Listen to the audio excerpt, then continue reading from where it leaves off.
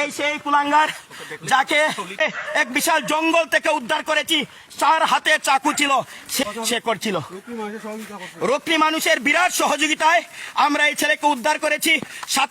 সাথে রয়েছে বিডিপির সেক্রেটারি রাজীব দা, এখানে বুথ কমিটির আর সেক্রেটারি উনিও রয়েছেন।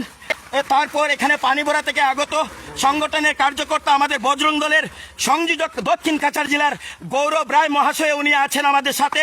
এখানকার কার্যকর্তা রয়েছেন। পুলিশকে সমঝে দেওয়ার জন্য যাচ্ছি। এই মুহূর্তে রুকনিতে আছি, ধলাই থানা আসছে, সেখান থেকে ওকে নিয়ে যাবে। আমাদের পানিবোরা জিপির আওতাধীন যে পুরুত্তল গ্রাম রয়েছে, সেই পুরুত্তলে একটা কলোনি রয়েছে, যে গরিব লোকেরা সেই কলোনিতে বসবাস করে, যেটা সরকারের সাহায্যার্থে ওই কলোনিতে ওরা বসবাস করে। এখানকার একটা 4 বছরের কালিন্দ্রি সম্প্রদায়ের একটা 4 বছরের শিশু কন্যা, আর তাকে রুকনি এরিয়ার বাংলাটিলা নিবাসী প্রদীপ কালিন্দ্রি বলে একটা নরক পিশাচ, যার বাবার নাম রামলাল কালিন্দ্রি, সেই এই 4 বছরের শিশু কন্যাকে রেপ করেছে। গতকালকে পুলিশের বিশাল বাহিনী গিয়ে সেখানে তল্লাশি অভিযান চালায়। পরবর্তীতে আমরা খবর পাই সে পালইয়ের একটা চায় বাগানের ভিতরে, পাহাড়ের ভিতরে সে লুকিয়ে আছে।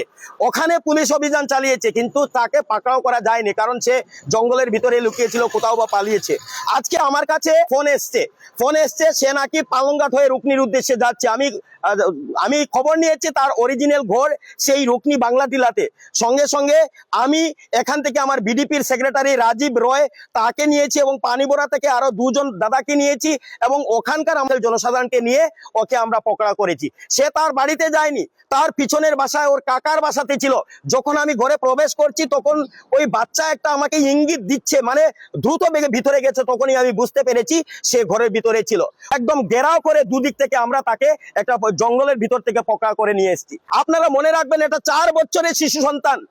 এ ধরনের নরপিশাচ এই ধরনীতে থাকার কোনো অধিকার নেই। তাকে ডাইরেক্টলি এনকাউন্টার করা উচিত, না হলে মহামান্য আদালতের মাধ্যমে তাকে ফাঁসিতে ঝুলানো উচিত। এছাড়া কোনো রাস্তা নেই। কাছাড়ের সিনিয়র পুলিশ সুপার, ওনার বলিষ্ঠ নেতৃত্ব দেখেছি, ওনার কাছে আবেদন করব যাতে এমন একটা রিপোর্ট তৈরি করেন যাতে এই কলঙ্কিত নরপিশাচকে যাতে কোনোভাবে ছাড় দেওয়া না হয় এবং তাকে ফাঁসিতে ঝুলানো হয়।